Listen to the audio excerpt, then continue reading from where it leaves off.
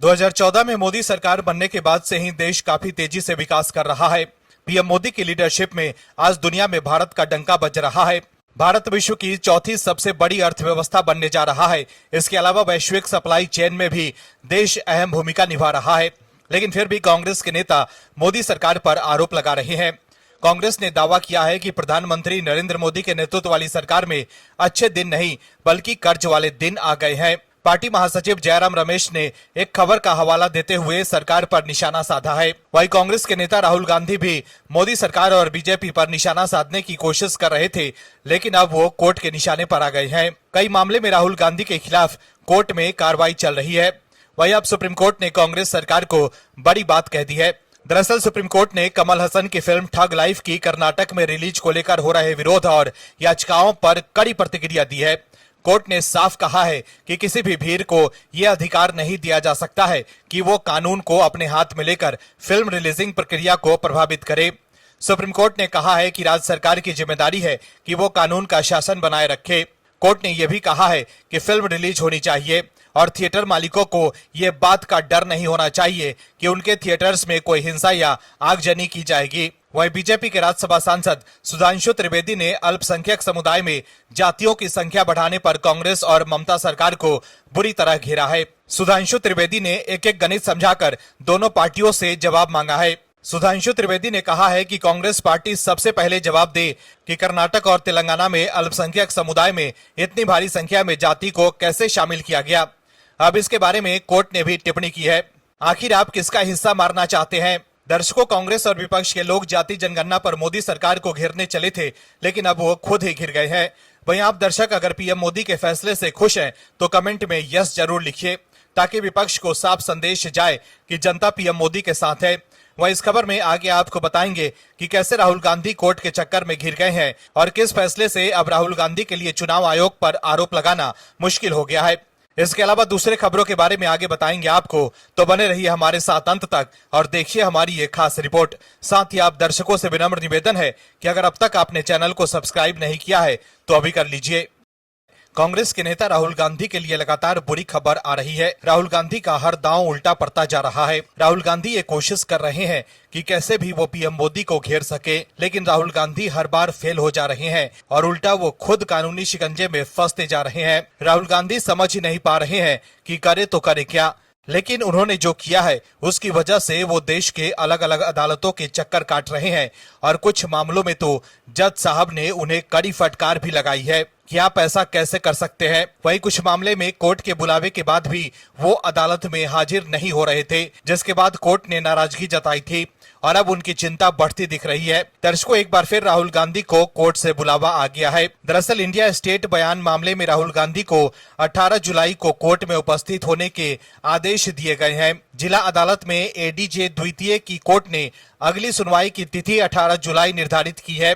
जिला न्यायालय में एडीजे द्वितीय की आरती फौजदार की अदालत ने वादी सिमरन गुप्ता के परिवाद पर नेता प्रतिपक्ष राहुल गांधी को अब 18 जुलाई को जवाब दाखिल करने का नोटिस जारी किया है। हिंदू शक्ति दल के राष्ट्रीय अध्यक्ष सिमरन गुप्ता ने बताया है कि 15 जनवरी 2025 को राहुल गांधी ने बयान दिया था कि हमारी लड़ाई बीजेपी आरएसएस से नहीं, इंडिया स्टेट से है। इस बयान से देश भर के लोगों की भावनाएं आहत हुई, जिसके चलते उन्होंने संभल जिले में स्थित चंदौसी न्यायालय में 23 जनवरी को राहुल गांधी के खिलाफ वाद दायर किया था। इस पर न्यायालय ने राहुल गांधी को 4 अप्रैल को पेश होने की बात कही थी। बाद में न्यायालय ने इस मामले में राहुल गांधी को 7 मई तक जवाब दाखिल करने के लिए डेट लगाई थी। इसके बाद 16 जून की डेट दी थी, लेकिन अब न्यायालय द्वारा 17 जुलाई की डेट दी गई है। सिमरन गुप्ता ने बताया कि राहुल गांधी के वकील बाहर होने के चलते उनके जूनियर अधिवक्ता द्वारा डेट ली गई है। न्यायालय द्वारा 18 जुलाई की अगली तिथि नियत की गई है। न्यायालय से मौखिक रूप से ये भी मांग की गई है कि विपक्षी राहुल गांधी को न्यायालय में उपस्थित होने को कहा जाए। वहीं हाल ही में झारखंड उच्च न्यायालय ने राहुल गांधी को केंद्रीय गृह मंत्री अमित शाह के खिलाफ कथित रूप से अपमानजनक टिप्पणी के संबंध में 6 अगस्त को चाईबासा में एमपी एमएलए कोर्ट के समक्ष व्यक्तिगत रूप से पेश होने का आदेश दिया है। वहीं हाल ही में इलाहाबाद हाई कोर्ट की लखनऊ बेंच ने राहुल गांधी को भारतीय सेना पर टिप्पणी करने पर आड़े हाथ लिया और जारी समन के खिलाफ उनकी याचिका को खारिज कर दिया। कोर्ट ने कहा कि अभिव्यक्ति की स्वतंत्रता किसी को भी सेना के खिलाफ अपमानजनक टिप्पणी करने की आजादी नहीं देती। राहुल गांधी के बयान को लेकर कोर्ट ने कहा था कि इसमें कोई संदेह नहीं है कि संविधान का अनुच्छेद 19(1)(a) भाषण और अभिव्यक्ति की स्वतंत्रता की गारंटी देता है, लेकिन ये स्वतंत्रता उचित प्रबंधों के अधीन है और इसमें भारतीय सेना के लिए अपमानजनक बयान देने की स्वतंत्रता शामिल नहीं है। इसके अलावा वीर सावरकर से लेकर मोदी सरनेम मामले में राहुल गांधी के खिलाफ कोर्ट में सुनवाई चल रही है। वहीं नेशनल हेराल्ड मामले में ईडी ने पूर्व कांग्रेस अध्यक्ष सोनिया गांधी और राहुल गांधी समेत अन्य के विरुद्ध आरोप पत्र दायर किया था। ईडी ने दिल्ली की एक अदालत को बताया था कि नेशनल हेराल्ड मामले में कांग्रेस नेताओं सोनिया गांधी और राहुल गांधी तथा अन्य के खिलाफ धन शोधन का प्रथम दृश्य मामला बनता है। इस मामले में भी राहुल गांधी की चिंता बढ़ी हुई है। कुल मिलाकर देखें तो राहुल गांधी अब चौतरफा घिर गए हैं। दिल्ली से लेकर महाराष्ट्र, गुजरात, झारखंड, यूपी हर राज्य में राहुल गांधी के खिलाफ केस चल रहे हैं। इस चक्कर में एक बार राहुल गांधी की सांसदी भी जा चुकी है। वहीं इन तमाम मामले में कोर्ट का क्या फैसला होता है ये देखना होगा। आम आदमी पार्टी के मुखिया केजरीवाल बैकफुट पर हैं। दिल्ली में करारी हार के बाद अब केजरीवाल पंजाब का किला बचाने में लगे हैं। केजरीवाल कोशिश कर रहे हैं कि कैसे भी पंजाब में उनकी सरकार बची रहे, लेकिन बीजेपी भी एक्शन मोड में है। दिल्ली में केजरीवाल की पार्टी को सत्ता से बाहर करने के बाद बीजेपी अब पंजाब में आम आदमी पार्टी की आफत बन रही है। बीजेपी ने दिल्ली में सरकार बनाने के बाद आम आदमी पार्टी की नाक में दम कर दिया है। पंजाब में भी यही हाल है। दर्शकों, समझने वाली बात यह है कि पिछले 3 सालों से पंजाब में आम आदमी पार्टी की सरकार है और पंजाब में भी आम आदमी पार्टी की सरकार घूम घूम कर कह रही है कि जी हमने पंजाब को बेहतरीन बनाने में कोई कोर कसर नहीं छोड़ी है। लेकिन सच है क्या कि पंजाब की जनता चुनाव में ही बता देगी। वहीं अब केजरीवाल ने पंजाब में जो किया है उसको लेकर उनकी चिंता बढ़ गई है। दर्शकों, आपको बता दें कि दिल्ली में सरकार जाने के बाद से केजरीवाल पंजाब में ज्यादा समय बिता रहे हैं। लुधियाना पश्चिम उपचुनाव में पार्टी के उम्मीदवार संजीव अरोड़ा के लिए प्रचार कर रहे आम आदमी पार्टी के राष्ट्रीय संयोजक केजरीवाल के हालिया भाषणों का हवाला देते हुए लुधियाना निवासी और सामाजिक कार्यकर्ता 57 साल की किमिटी रावल ने उनके खिलाफ पंजाब के मुख्य निर्वाचन अधिकारी को शिकायत दर्ज कराई है कि आम आदमी पार्टी के प्रमुख केजरीवाल मतदाताओं को सीधे तौर पर धमकी दे रहे हैं कि अगर उन्होंने अरोड़ा को वोट नहीं दिया तो वो निर्वाचन क्षेत्र में विकास कार्य रोक देंगे। रावल ने यह भी कहा कि हालांकि मैं बीजेपी के आरटीआई सेल का सदस्य हूं, लेकिन मैंने ये शिकायत एक आम मतदाता के तौर पर दर्ज कराई है, क्योंकि मतदाताओं को ये कहकर धमकाना अपराध है कि अगर वो विपक्षी पार्टी के उम्मीदवार को वोट देंगे तो उनके विकास कार्य नहीं होंगे। चुनाव आयोग को इस बात का कड़ा संज्ञान लेने की जरूरत है कि कैसे सत्तारूढ़ पार्टी के प्रमुख खुलेआम इस तरह की धमकी भरे बयान दे रहे हैं, क्योंकि पार्टी द्वारा जारी सभी आधिकारिक वीडियोस में वीडियो साक्ष्य उपलब्ध हैं। वहीं दूसरी तरफ दिल्ली की सीएम रेखा गुप्ता ने पंजाब जाकर केजरीवाल को चुनौती दी। लुधियाना वेस्ट विधानसभा सीट पर होने वाले उपचुनाव में प्रचार के लिए पंजाब पहुंची बीजेपी नेता रेखा गुप्ता ने आम आदमी पार्टी पर करारा हमला बोला। लुधियाना में रेखा गुप्ता ने कहा कि जिन लोगों ने दिल्ली को लूटा वो अब पंजाब को लूट रहे हैं, लेकिन हम ऐसा नहीं होने देंगे। दिल्ली की सीएम रेखा गुप्ता ने बीजेपी उम्मीदवार जीवन गुप्ता के समर्थन में प्रचार किया। ये उपचुनाव 19 जून को होना है, जबकि मतगणना 23 जून को होगी। ये सीट आम आदमी पार्टी के विधायक गुरप्रीत बासी गोगी के निधन के बाद खाली हुई थी। आम आदमी पार्टी ने इस सीट से मौजूदा राज्यसभा सांसद संजीव अरोड़ा को मैदान में उतारा है। जनसभा में बोलते हुए रेखा गुप्ता ने सीधे तौर पर केजरीवाल को निशाना पर लिया। उन्होंने कहा कि दिल्ली की जनता ने मुझे यहाँ भेजा है ताकि मैं पंजाब के लोगों को आम आदमी पार्टी की असलियत बता सकूं। इन लोगों ने दिल्ली में भ्रष्टाचार की इबारत लिखी और अब वही कहानी पंजाब में दोहरा रहे हैं। रेखा गुप्ता ने यह भी कहा कि केजरीवाल की नीतियों के चलते पंजाब पर 4 लाख करोड़ का कर्ज हो चुका है। उन्होंने आरोप लगाया कि केजरीवाल की सरकार की वजह से नकली शराब के कारण पंजाब में कई लोगों की मौतें हुई। उन्होंने प्रधानमंत्री नरेंद्र मोदी के ऑपरेशन सिंदूर के लिए तारीफ की और कहा कि आज पंजाब की सुरक्षा सिर्फ पीएम मोदी की वजह से है। रेखा गुप्ता ने यह भी कहा कि कांग्रेस वालों को देश से न तो प्रेम है, न मिट्टी से, न सेना से और न ही देशवासियों से। दिल्ली के सीएम ने आरोप लगाया कि दिल्ली में आम आदमी पार्टी के 10 साल के कार्यकाल में एक भी पंजाबी या सिख मंत्री नहीं रहा।